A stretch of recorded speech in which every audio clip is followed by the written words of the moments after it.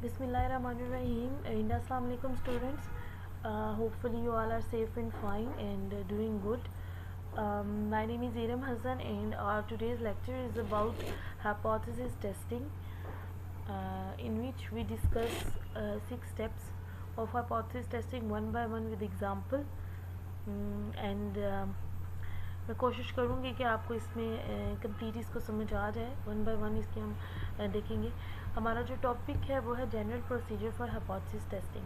जैसा कि आप सबको पता होगा कि जो स्टैटिस्टिकल इन्फ्रेंस होता है उसकी हमारे पास दो टाइप्स होती हैं, एस्टिमेशन एंड हाइपोथेसिस टेस्टिंग.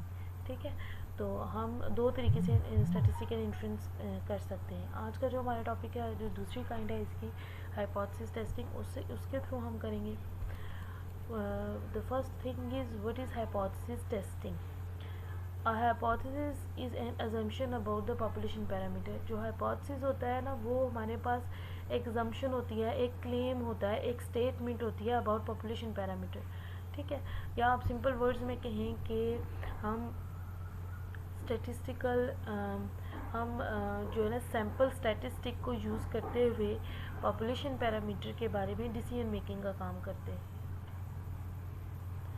या आप ये भी कह सकते हैं कि हाइपोथेसिस एक क्लेम है, एक अजम्पशन होती है या कोई स्टेटमेंट होती है जिसको हमने एक्सेप्ट या रिजेक्ट करना होता है. उस अजम्पशन की हमने डिसीजन मेकिंग करनी होती है. ठीक है, parameter is a population mean or the proportion. A parameter is a population mean or the proportion. जो पैरामीटर होता है वो पॉपुलेशन मीन भी हो सकता है और प्रोपोर्शन भी हो सकता है. और हमें जब हम हाइपोथेसिस टेस्टिंग करते हैं, जब स्टैटिस्टिकल एनालिसिस में हम इन्फ्रेंसेस के लिए हाइपोथेसिस टेस्टिंग करते हैं, तो हमने उसमें सबसे पहले हमें जो है ना, हमने अपना पैरामीटर सेट करना होता है कि किस अकॉर्डिंग टू विच, मतलब हम किस पैरामीटर को लेके आगे चलेंगे, किस पैरामीटर पे हमने काम करना होता है. हमें अपना पैरामीटर पहले सेट करना होता है एनालिसिस से पहले. ठीक है, for example I assume the mean GPA of this class is 35. कि हम जैसे कि ये एग्जांपल है, इसमें लिखा हुआ है कि I assume the mean GPA of this class is 3.5. कि मैं एक क्लेम करती हूँ, एक अजम्पशन देती हूँ या एक स्टेटमेंट दे रही हूँ एक हाइपोथेसिस के लिए कि एक हाइपोथेसिस, इसको आप कह सकते हैं कि एक क्लास है, उसका जो जीपीए है वो 3.5 है.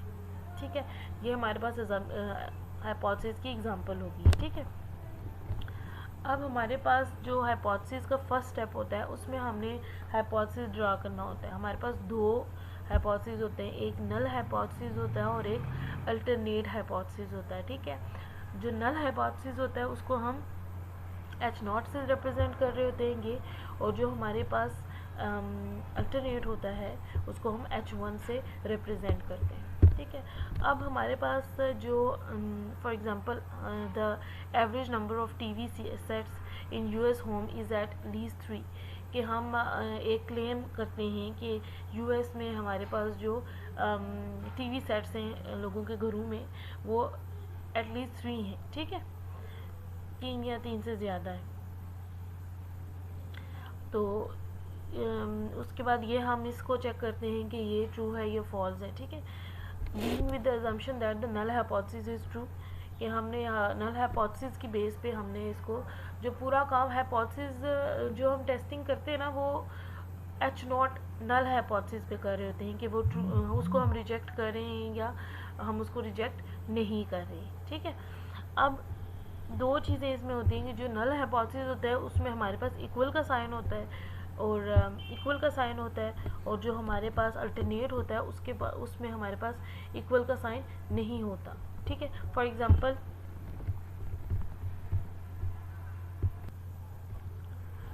और हम ये कहते हैं कि द नल हाइपोथेसिस मे और मे नॉट बी रिजेक्टेड. और जो नल हाइपोथेसिस है हमारा, वो या तो उसे हम रिजेक्ट करेंगे या वो रिजेक्ट होगा और या उसे हम रिजेक्ट नहीं करेंगे. ठीक है, अब दूसरा जो अल्टरनेट हाइपोथेसिस है, इसमें हमारे पास देखेंगे the opposite of the null hypothesis. ये हमारे पास जो नल हाइपोथेसिस का ऑपोजिट होता है, जैसे कि देखें the average set number of TV sets in US home is less than 3। ठीक है, कि हमारे पास जो टीवी सेट्स हैं यूएस होम्स में वो 3 से कम है। ठीक है, उसका ऑपोजिट होता है ये। ठीक है, इसमें हमारे पास इक्वल का साइन नहीं होता है। ठीक है, मैंने आपको पहले बताया है कि जो हमारे पास नल हाइपोथेसिस होता है उसमें हमारे पास इक्वालिटी का साइन होता है, जैसे कि equal to, greater than equal to and less than equal to. ठीक है, और जो हमारे पास ऑपोजिट इसका अल्टरनेट होता है उसमें हमारे पास एक तो नॉट इक्वल टू का साइन होता है और दूसरा less than and greater than होता है। ठीक है, द अल्टरनेट हाइपोथेसिस मे और मे नॉट बी एक्सेप्टेड, कि जो हमारे पास अल्टरनेट हाइपोथेसिस है या तो वो एक्सेप्ट होता है और या उसको एक्सेप्ट नहीं किया जाता। ठीक है, फॉर एग्जांपल हम ये मैं बता देती हूँ आपको। देखें ये एच नॉट है तो इसमें इक्वालिटी का sign greater than equal to 3 है, लेस देन इक्वल टू 3 है और इक्वल टू 3 है। ठीक है, और जबकि इसका अल्टरनेट होता है H1, तो वो हमारे पास क्या होगा, H1 is equal to mu's less than 3। इसमें भी इक्वालिटी का साइन नहीं है, मीन टू से कि अगर हमारे पास यहाँ पे कभी भी H1 में अल्टरनेट हाइपोथेसिस में लेस देन इक्वल टू नहीं आ सकता। ठीक है, फिर इसमें देखें सेकंड एग्जांपल में जो हमारे पास हाइपोथेसिस बना है, इसमें देखें H1 इज़ ग्रेटर देन 3। ठीक है, अब इसमें ग्रेटर देन इक्वल टू 3 नहीं आ सकता क्योंकि इसमें इक्वालिटी का साइन हम मेंशन नहीं करते। ठीक है, और H1 is not equal to 3। अगर आपके पास स्टेटमेंट में या आपके पास H नॉट आपको गिवन है, ठीक है, तो उसमें हमारे पास mu is greater than equal to 3 है, तो हमारे पास जो अल्टरनेट है वो ऑटोमेटिकली लेस देन 3 होता है। ठीक है, और जब हमारे पास H not null hypothesis less than equal to 3 होगा तो हमारे पास H1 जो होता है अल्टरनेट जो होगा वो ग्रेटर देन 3 होगा। इसी तरह जो थर्ड इसकी हाइपोथेसिस टेस्टिंग के लिए हाइपोथेसिस बनाया गया है, H नॉट अगर हमारे पास म्यू इज़ इक्वल टू 3 होगा तो उसका अल्टरनेट ऑलवेज हमारे पास इज़ नॉट इक्वल टू 3 होता है। ठीक है, होपफुली यहाँ तक आपको समझ आ गई होगी।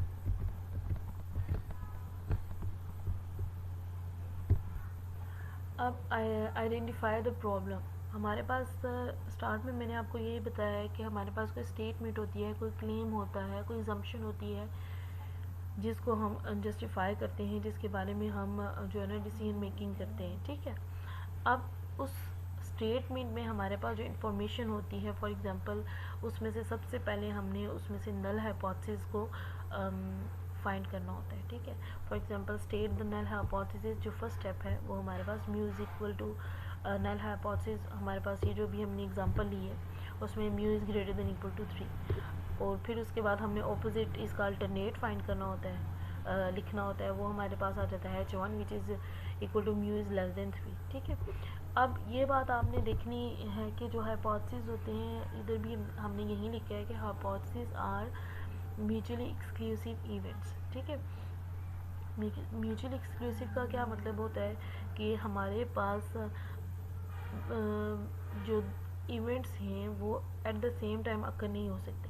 ठीक है, मतलब एक ही टाइम पे दोनों तीनों या जितने भी इवेंट्स हैं वो एक ही टाइम पे अकर नहीं हो सकते। For example yes and no, अगर येस है तो नो नहीं हो सकता, अगर नो है तो येस नहीं हो सकता। अगर मैं आपको एग्जांपल देना चाहूँ स्टेप्स से, तो वो आपको मेरे ख्याल में ज़्यादा क्लियर हो जाएगा। मैं आपको उससे रिलेटेड एग्जांपल आपसे शेयर करती हूँ। अब म्यूचुअली एक्सक्लूसिव इवेंट क्या होता है कि देखिए हमारे पास अगर दो सेट्स हैं ए एंड बी। ठीक है, ए में हमारे पास 1 3 5 है और 2 में 2 4 6 है। देखिए दोनों सेट्स मतलब एक टाइम पे अकर नहीं करे, इसमें कुछ और वैल्यूज़ है, इसमें कुछ और वैल्यूज़ है। ये हमारे पास क्या हो गया म्यूचुअली एक्सक्लूसिव इवेंट्स के, मतलब हमारे पास कोई भी वैल्यूज़ जो है ना एक टाइम पे दोनों सेट्स नहीं आ सकते। अब एक सेट में हमारे पास 1 3 5 है और दूसरे सेट में हमारे पास 2 4 6 है। ठीक है, ये होता है mutually exclusive, both are not occur at the same time. ठीक है, अब एग्जॉस्टिव क्या होता है, एग्जॉस्टिव ये होता है कि ए यूनियन बी अगर हम इसको करना चाहें। ठीक है, फॉर एग्जांपल एक मिनट,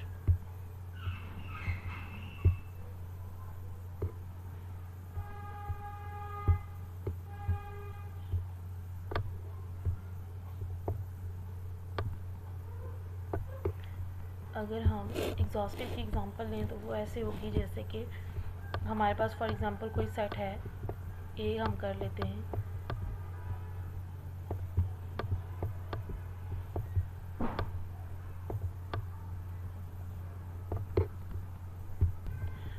और हमारे पास जो फॉर एग्जांपल बी है, सॉरी ये लिखा नहीं जा रहा,